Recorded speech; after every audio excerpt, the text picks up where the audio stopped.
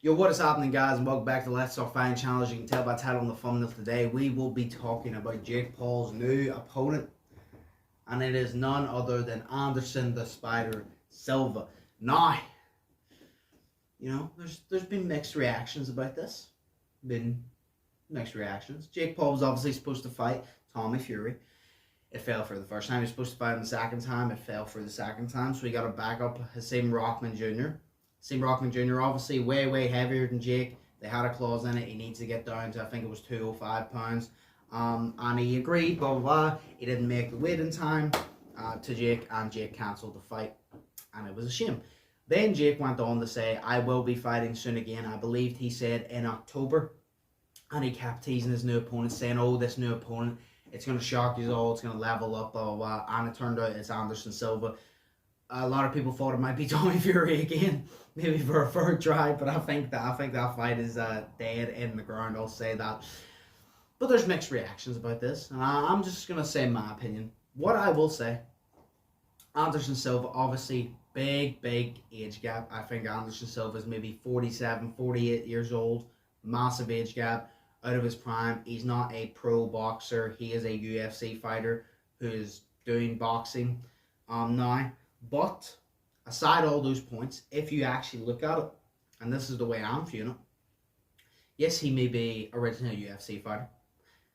Yes, he may not have that many fights on his boxing record. Yes, he may be 47 years old. But in my personal opinion, Anderson Silva is better at boxing technical-wise than Tommy Fury, Tyron Woodley, definitely than Ben Askren.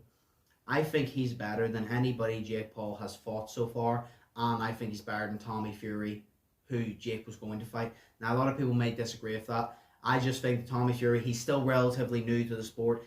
Boxing takes years and years of training, dedication, passion to pick up the skills required to actually be good in that sport, and Tommy still has to, you know, keep working and get those fights and get those years under his belt to become to that level. And I'm not saying that Jake is levels above Tommy. I'm not saying that. I'm just saying Anderson Silva and Tommy Fury, that's who I'm comparing. Anderson Silva's 47. Yes, he's old, but that means he has many years of experience. You could say he was the greatest UFC fighter of all time if you want to. He's had, well, I know he has one loss on his boxing record. He has maybe 3-4 wins, maybe 5 on his record. He has at least 4 fights. He's only lost 1, which means he has at least 3 wins. You know what I mean? And that may not be as many fights as Tommy Fury, but if you count over the years with all the combat sports and even the boxing, he technically has more experience than Tommy Fury. And I do believe he is technically better. Tommy, like I said, is good, but he needs to improve on a lot of things.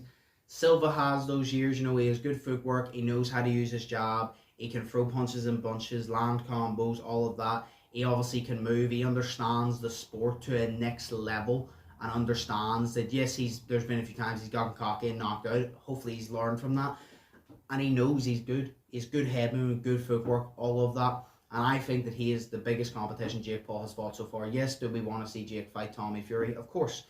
We would like to see him fight Rockman Jr. after the beef? Yeah, of course. Do we want to see him fight other pro boxers? Yes, of course. But Anderson Silva so far is a step up for Jake Paul. Whether you like Jake or not, you have to give it to him. You know, the age gap, yes, is a big thing. Silva is not in his prime anymore. We're going to hear that constantly and all those excuses, but you also got to respect Jake for being like, minus all those, when it comes down skill for skill, Anderson Silva's the most skilled. Jake could have picked other fighters that aren't as skilled and just easily knocked them out. And you know, the thing about this fight, I do not believe for a single second that Jake is going to outbox Anderson Silva. Not for a literal second. But Jake still has an opportunity to win this fight. And that is because Jake's team, like they did in the Tyron Woodley fight, will rely on this. They will rely on that big right hand, the one that knocked over Ben Askren, the one that knocked out Nate Robinson, the one that knocked out Tyron Woodley. You know what I mean? That right hand, that is Jake's most dangerous weapon. Sometimes, you know, both Tyron Woodley fights, I think in the first one, he actually boxed alright. I don't think he boxed amazingly. I thought a few nice combos were there. But in both Tyron Woodley fights, I don't think Jake actually boxed overly well. But that right hand was there for the second time to finish it. And the the most beautiful part about the boxing sport and the UFC and combat sports in general is someone could be beating someone for 10 rounds. And if the person who's losing by 10 rounds just lands one nice clean shot, can knock their opponent out and win the entire fight despite being down 10 rounds. That's the beauty of the sport, and that's the best thing. One punch can change everything, anything can happen. So I don't believe Jake is going to outbox Anderson Silva for a second, but I believe he has a right hand there in order to make it an interesting fight in that sense. But in my personal opinion, it's a fight I want to see. I actually think it's interesting. I respect Jake for taking that level.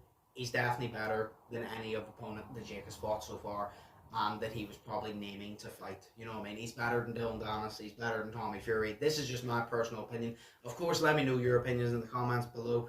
As always, I ain't saying this because you have to agree with me. If you disagree, that's fine. Leave your opinion in the comment below. I'm always interested in seeing your perspective of the case.